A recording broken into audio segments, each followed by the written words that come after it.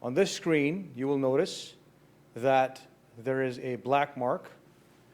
We have done that to protect the identity of one of the individuals who's involved in this investigation, who is 15 years old. If you could play it, please.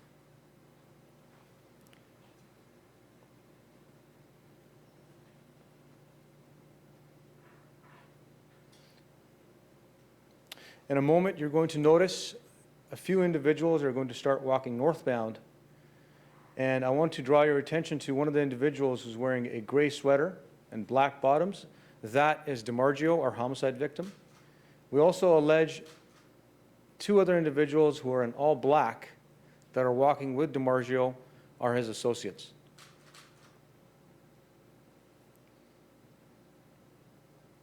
As they continue to walk north,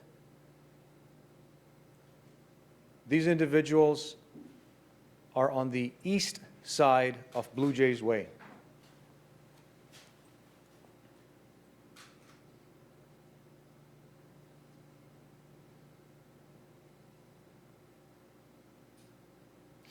On the next screen, what you're going to see is these individuals are approaching closer to King Street, and on the right of the screen here, you will notice a blue SUV, which is a Volkswagen Tiguan, marked in the red circle. This is our suspect vehicle, which we believe was lying in wait for these individuals to come north. And at the time that we see the first circle, which is our homicide victim, Mr. DiMarzio Jenkins, he's almost at the vehicle where the location of the vehicle is. The vehicle started to move.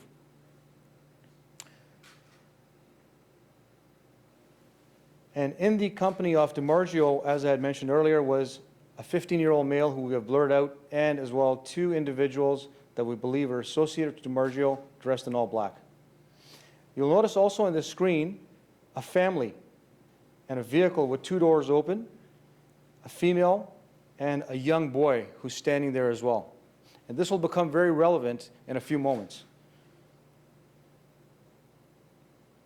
DiMarzio and his rest of his associates started to cross the street to go on the west side of Blue Jays Way, which is when you can see the suspect vehicle starting to turn and make a U-turn and come around.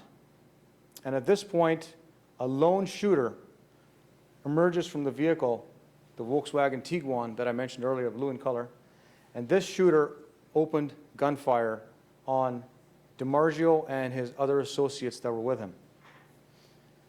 What you can see in this red circle at the right of the screen is an individual who's got his arm outstretched, his right arm, and I want you to place close attention to his arm. In his hand, he's holding a handgun, but more specifically, he's holding a handgun that has a high-capacity magazine, and what we have found is it's a 30-round magazine.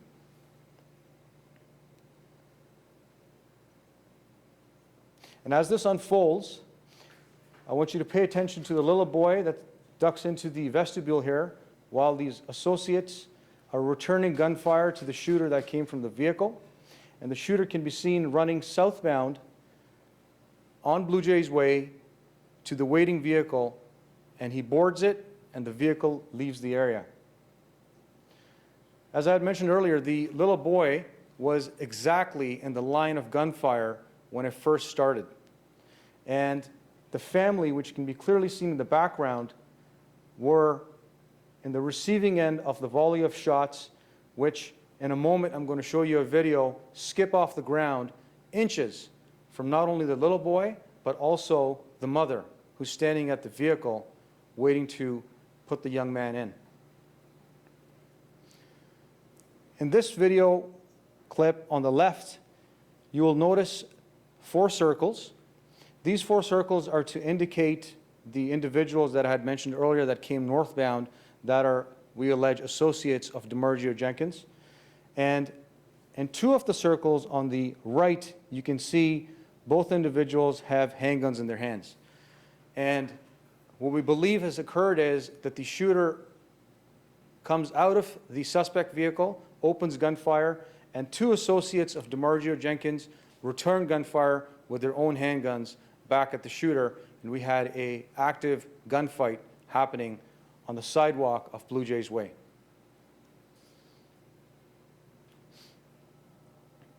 And the individual on the extreme left, which is the first circle, was an associate. Correction, the individual on the extreme left is actually the suspect that came out of the vehicle, and he is firing gunshots as well as proceeding southbound to the waiting vehicle at the end of the street. The other person that you see in the gray sweater is DeMargio Jenkins, and at this point he is running back northbound, including his associates, as they're actively engaged in a gunfight from the suspect.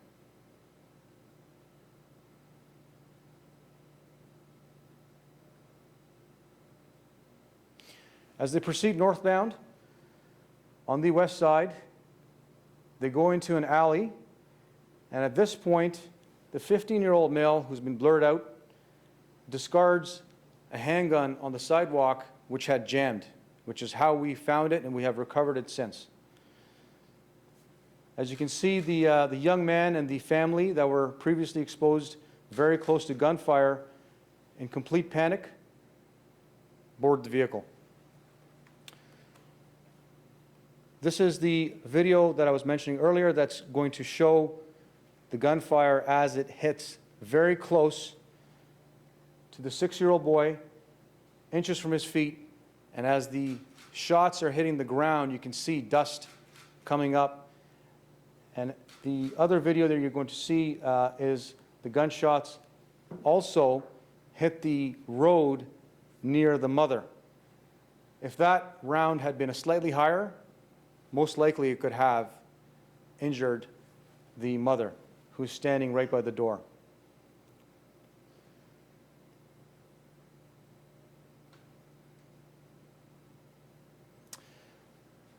What I want to emphasize here is the suspect vehicle, as I had mentioned earlier, was lying in wait for these 4 individuals that were walking northbound, but more specifically, the gunfire that was exchanged between these 2 parties, the 2 individuals that we believe are associates of Mr. Jenkins, and then the lone shooter. There was numerous people that were in the neighborhood, in the area. It was a nice, beautiful day. It was 4 p.m., it was broad daylight, and a lot of people's lives could have been put in jeopardy because of what had transpired.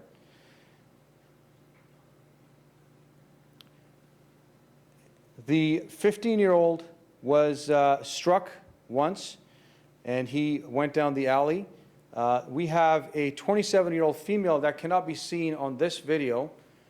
She was on the south end of this photo frame, this still right now, and she was struck by a stray bullet, complete bystander, and as the gunfire was actively being engaged between the 2 parties, she sustained a single gunshot wound. Luckily, that gunshot wound did not do great damage, and she is expected to make a full recovery. This individual here is the individual that I had shown earlier, was holding a high-capacity magazine with a handgun, and he was seen later in a nearby business. And I want to implore to the public, this is a very clear image. We want to identify this individual. He quite clearly has no regard for human life, was discharging a high-capacity magazine in a completely public area with family around, and we would need public's help to identify this individual so we can bring him to justice. This is an image of the suspect that exited the blue Volkswagen Tiguan. You can clearly see he's wearing Nike Air Force One type white shoes, wearing slightly dark clothing, and a medical mask that he's also wearing on his face with a handgun in his right hand. I'm hoping the combination of this specific description combined with the description of the vehicle, which I believe is very unique, a blue Volkswagen Tiguan that is actually a rental vehicle. These individuals were in possession of that vehicle for a better part of the month. So I'm hoping with the combination of the two, we're able to have the assistance of the public in identifying these individuals. Late last night, we also have now since then recovered the vehicle, which was found burnt in York region. We have since then recovered it. We are forensically analyzing it, and we're going to continue to gather evidence. There's another still image of the vehicle that I mentioned. This is shortly after the homicide as it was escaping the area. It's four-door. The rims are quite unique, and my hopes are that anybody that has seen this and in conjunction with the description of the suspect would be able to provide us assistance.